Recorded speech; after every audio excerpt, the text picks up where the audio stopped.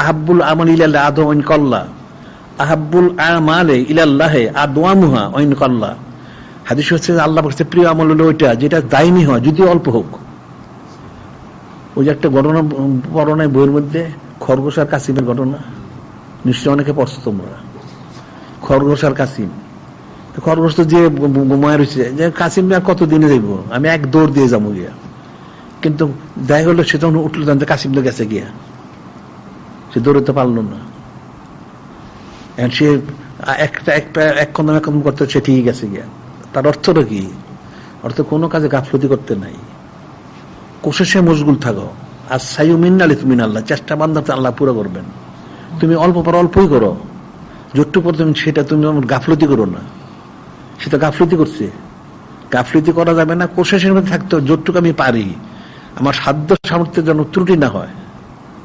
এখন সেটা তো কাসিম আর খরগোশের ঘটনা ঠিক আছে, কিন্তু আমাদের তো এখানে হলো মহব্বত মারেফত নিজবত করবো।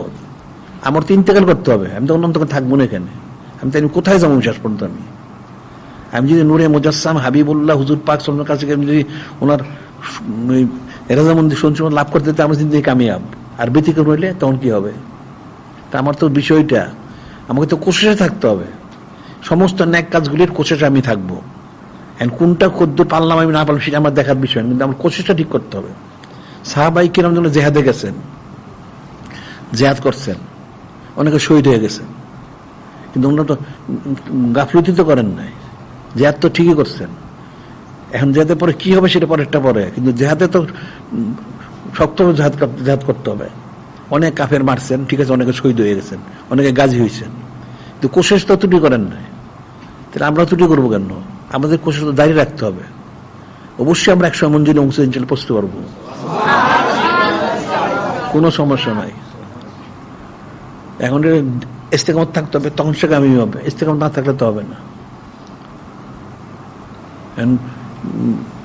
তাহলে ঠিক আছে, সুলাসি হোক সামনে দিয়ে আমার কোনো অসুবিধা নাই। আর এরপর তোমরা এই 12 শরীফগুলির ব্যাপক ইয়ে করার জন্য আঞ্জুমানটা জোর দাও। প্রত্যেকে তোমরা যত কাজ কামি থাকো ওই দিনের জন্য, ওই এক সপ্তাহ ওই দিনের জন্য তোমার কাজটা গুছায় রাখো।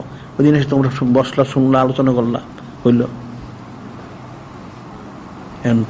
কোশিশ না করলে তো মুফতে কোনো জিনিস পাওয়া যায় না, কোশিশ করতে তখন পাওয়া যায়।